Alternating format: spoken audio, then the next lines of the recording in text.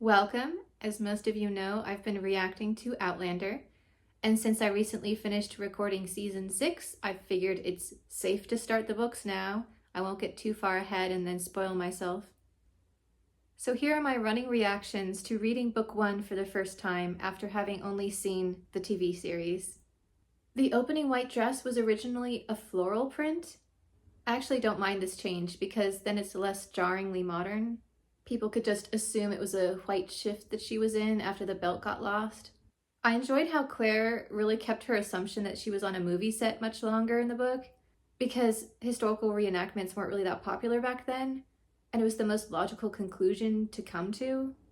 Jamie seems way younger in the books than the show, so I kept Sam's casting but de-aged him in my visual headspace when reading. I should probably mention I am one of those readers that actually sees what they are reading as if it's a movie, kind of projected. So as I was reading, I pretty much saw the show's visuals, however I adjusted them for any changes, such as a different location.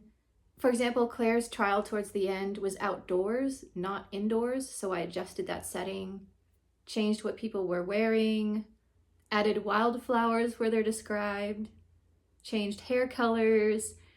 Except for Galis, I'm sorry, I just could not visualize her as a blonde. She will always be a ginger to me.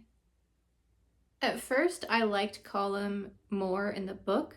He seemed less abrasive and more of a charismatic leader, but that changed later. Jamie and the eye leeches were a pretty gross scene. I don't think they put that in the series. I'm pretty sure I would remember that. It was interesting to see how it was Mrs. Fitz, not Claire, who really came across as the accomplished healer here. Claire was just a total fish out of water, had no idea what she was doing, and was just floundering in her attempt to discover the equivalent in the 18th century. There was a lot of going through her head going, what could I possibly use in this time period? In the series, she was much more confident, which is less believable, but easier to like her character earlier, if that makes any sense. I really enjoyed the extended version of the Bard's visit. He had a lot more fair folk stories, and his singing was way less obvious about the stones than the series was. That kind of bothered me. It was just too perfect. One change I agreed with was altering Claire and Gelly's meeting to be in the herb garden rather than the orchard. I feel like the conversation would more naturally turn to healing and witchcraft discussions rather than what pie they're baking later. It was kind of awesome already knowing where Galis was going in the future, because I could sort of bask in all those early clues that were being dropped. For example, she cleverly uses an excuse to get Dougal alone with her in the kitchen and then reappears, flush from climbing the stairs after some time. Their affair wasn't revealed until way later, so I thought it was great that we got that little detail this early on. So if you were really paying attention, you might be able to figure it out. Can we talk about Claire and her ongoing shoe war? I get it. She's used to more arch support and shoes with designated left and right, but really? It felt like every chapter she was complaining about them, losing them in corridors, taking them off, or just generally whinging about them. At first it was annoying, but then it became this ongoing comedic bit that I thought was hilarious, and I really wish they had kept it. The book made me even more of a Dougal fan. I mean, I loved him in the show, but the detail in this just enhanced it. He even cleans his fingernails properly while on the road. I'd also heard that the books talk a lot more about how exactly the stone circles work, and maybe I missed it in the show, but they really go in depth talking about how they're not a portal. They were simply warning people, one exists here, approach at your own risk, basically. And that means there could be all kinds of undiscovered portals out there that only a traveler could hear and be like, zzz. Ooh, I should probably mark this. Again, maybe the show mentioned this and I just totally missed it, but apparently the church Jamie and Claire married in was the same one she and Frank married in? I'm sorry, what? Oh my. That must have been so weird for her. Speaking of big scenes that didn't make it into the TV show, the water horse. I cannot possibly have fallen asleep and missed that scene. It was a marvelously otherworldly moment when Claire looks in and there's this creature looking back at her. I really wish they had kept that in. Probably didn't have the budget. You know, J.R.R. Tolkien gets a lot of flack for his lengthy landscape descriptions, but Diana is right behind him on that, and I am here for it, especially for the Loch Ness scene. The larches and adders were a deeper green, because it was now midsummer, not late spring. The flowers had changed from fragile pinks and whites of May blossom and violets to the warmer gold of yellows and gorse and broom. The sky above was a deeper blue. The same pungent scent that pervades all watercourses was there, a sharp mix of tangy greenness and rotted leaf, fresh water, dead fish, and warm mud. Above all, there was that same feeling of lurking strangeness about the place, and the air of the camp was subdued. It goes on, but you get the idea. I really appreciated her descriptions of locations because it made it really easy to visualize it in my head. Let's get the elephant out of the room. The sequence where Jamie punishes Claire for running off and putting everyone in harm's way, not knowing at the time that she was just trying to get back to the stones. The actual scene here was way worse. They made it kind of playful and lighthearted in the TV show. I can see why. There was also, however, more explanation in the book. Jamie takes great pains to warn her about the consequences of running off. "I dinna make idle threats," he says quite seriously to her before leaving. I'm not saying that makes any of it better, but she knew clearly what she was risking if she did run off, and she made that choice openly. Jamie is also way rougher and more violent, I noticed, in the books than the show. They really toned him down, probably to make him more likable to a modern audience. Of all the characters so far, I would say they altered him the most significantly. The writers also went for a much more melodramatic parallel story of Claire and Frank both trying to find each other when she ran away from Jamie. I think that was effective on screen, and I understand why they changed it. That being said, I think I prefer the book version of her basically drowning.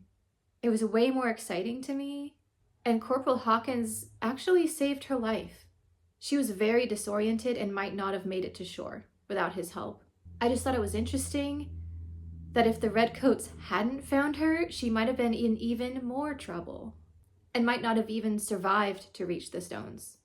Another random thought, we got an early mention of America and a little discussion between her with Jamie talking about potentially going there. I think Diana was really leaving the seeds for that early on. She's really good at doing that. Speaking of references for the future, we got a Saint Germain grimoire mention, which is pretty cool. Felt like our future France adventures starting to happen. I absolutely loved the part where Claire was brought in to help with that difficult birth of the foal and getting to turn it with her small hand, being able to get in there. I guess that makes her an honorary veterinarian now. I've actually seen a foal being born. I was staying on a farm and they roused me really early in the morning, like 3 a.m.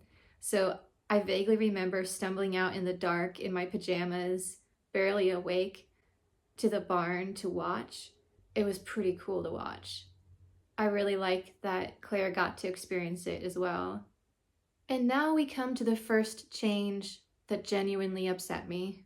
Instead of using the well-researched, highly accurate scene of Galus in her home using genuine scrying magic, they turned her into a cliché naked witch dancing in the woods.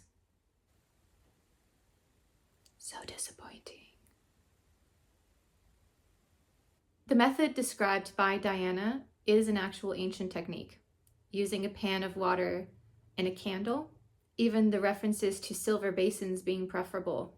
The entire sequence was so well handled in the book, and they just turned it into a mindless showpiece to show off how gorgeous the actor playing Galus is. I mean, she is. Don't get me wrong, I have a little bit of a crush, but really? Can we finally get an accurate witch, please, on screen? Is that too much to ask? On a more positive note, I'm so glad that the book is less anti-lavender. The show really just pushed the fact that Blackjack was into lavender, which is highly disturbing. And I love lavender, and I was like, every time I use it now, I think of Blackjack Randall, and it's really, really not good. But the books helped with that because we see Galus using it a lot. We see Mrs. Fitz using it. It's much more of a universal herb that everyone likes and less just about Blackjack Randall. So I can reclaim lavender.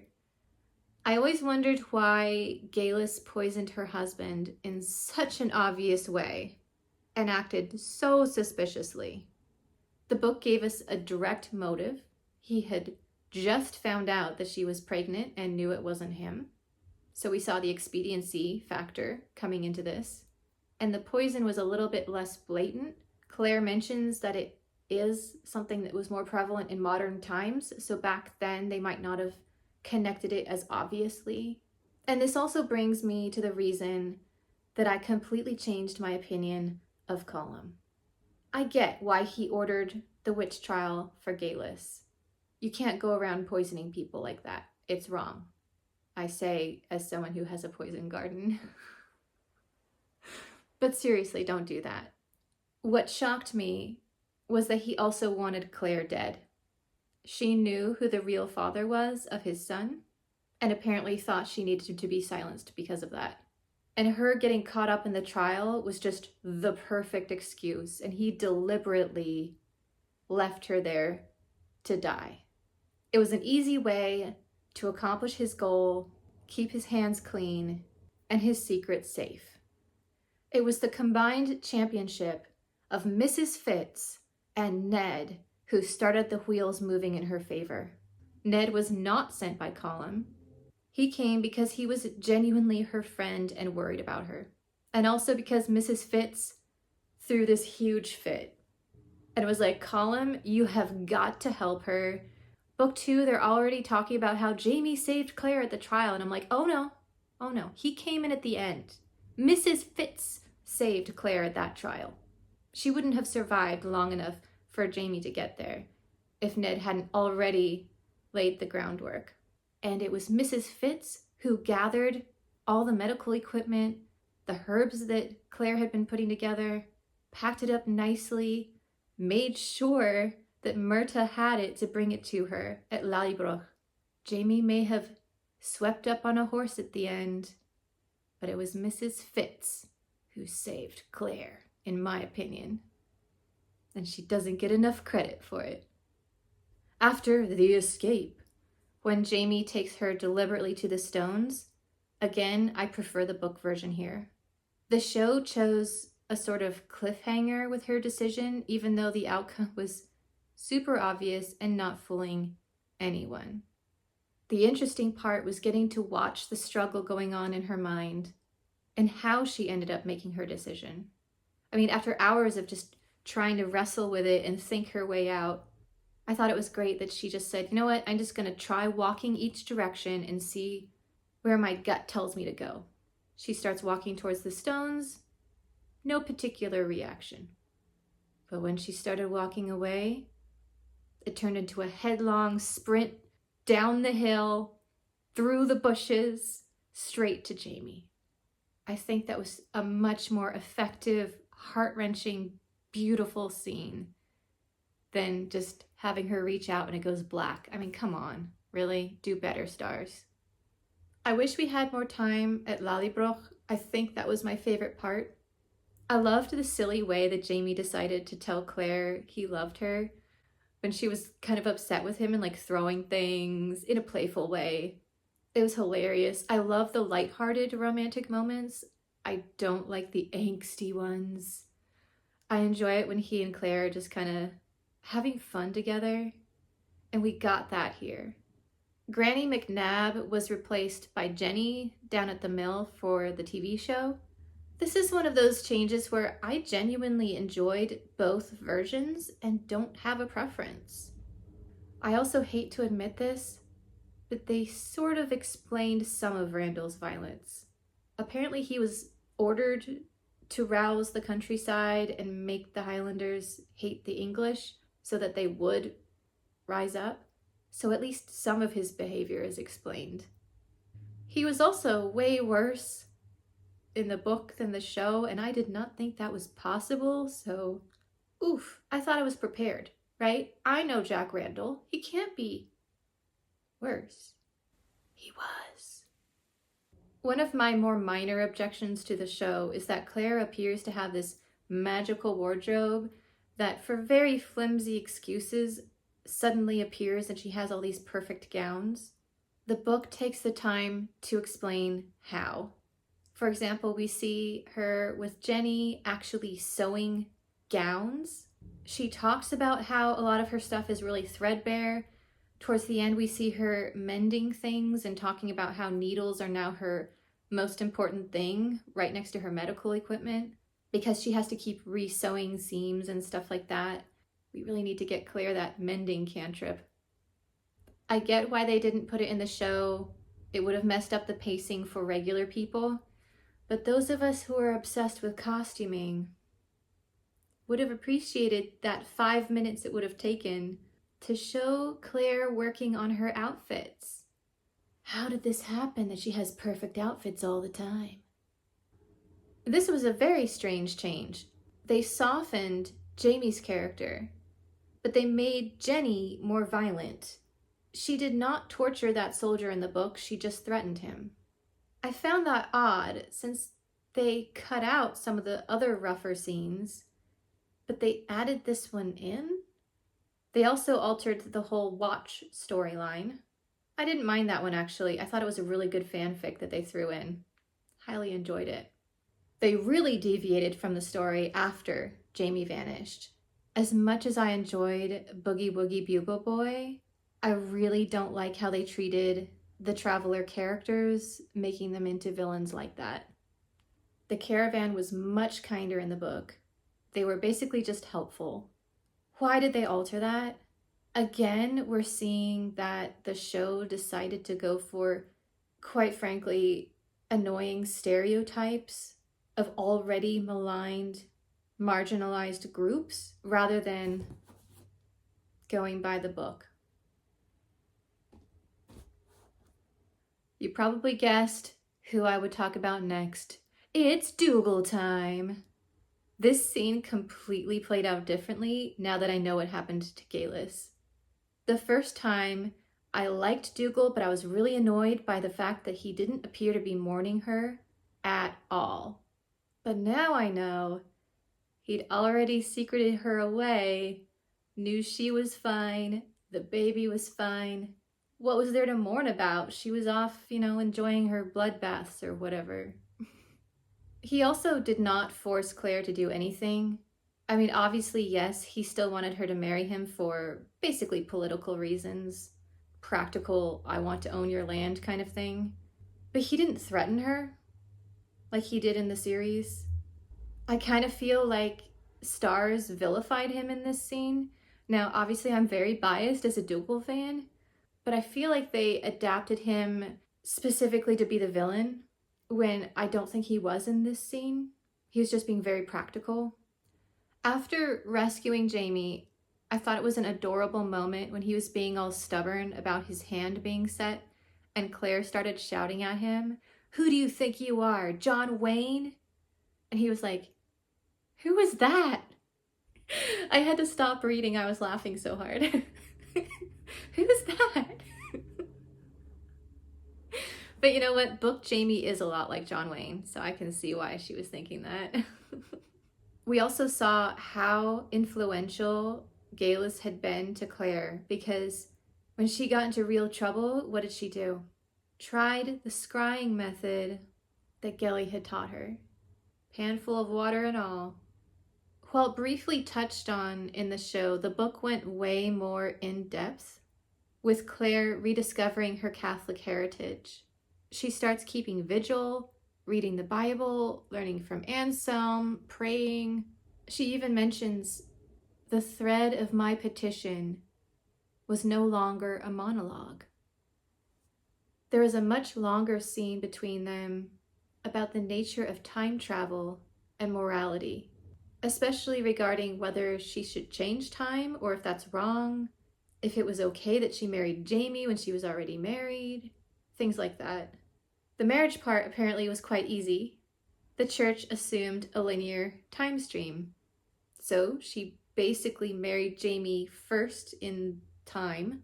He presumably will die because people do. And then she married Frank later. So it was basically the same as any other widow, just kind of arranged differently. There was also a fantastic sequence about whether she was allowed to make changes to history that I think directly impacted the second book. There were a few quotes that really struck me. You say that you are afraid to take any actions here for affecting the future. Everyone's actions affect the future. You still have the same responsibilities. In other words, technically all of us are affecting the future, regardless of our temporal location. Your knowledge of future is a tool given to you as a shipwrecked castaway might find himself in possession of a fishing line. Can we take a moment to appreciate how awesome Anselm is? He basically caused the plotline of season 2. Oh, I forgot to mention, how cool is it that Claire took out a wolf with her bare hands? And then Sir Marcus gave her a wolf pelt for her bravery, along with a little matching pearl bracelet for her necklace. That was just so cute.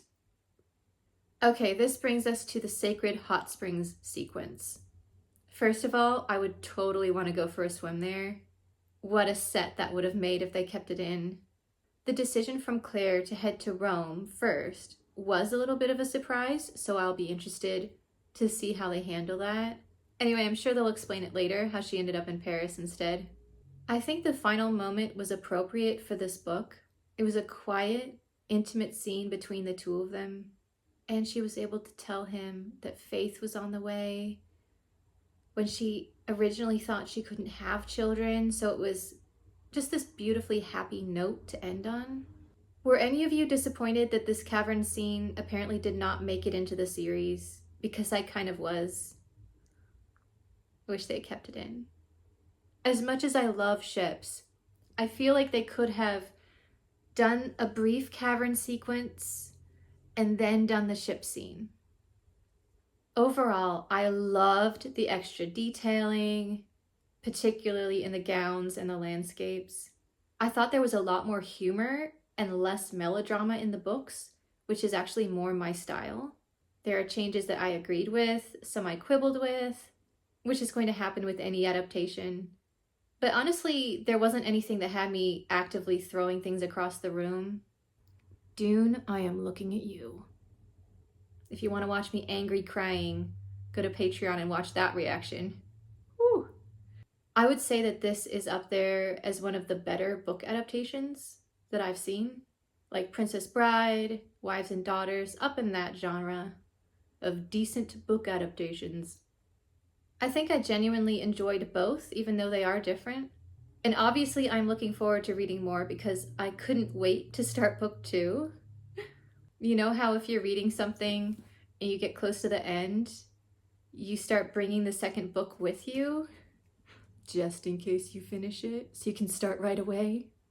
I'll be doing a video on each of the books as I finish them. I sure enjoyed reading it. I'm a workaholic, so I have difficulty stopping for lunch. I want to just work through it. Now I have a reason to stop because I get to read Outlander during my lunch break.